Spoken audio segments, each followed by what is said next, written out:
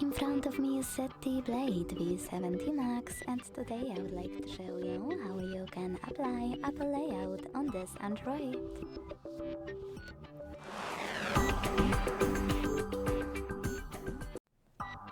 Begin by opening Play Store and downloading free app called LauncherOS from Launcher Studio.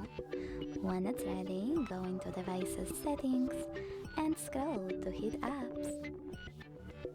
Now tap on Default Apps, select Home App and tap on one of your Launcher options, in this case Launcher Pro, to apply it. Now you need to wait for the pop-up and hit Allow All for this launcher to work.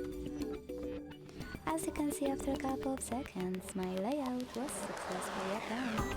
To make some changes to it, go into Launcher app.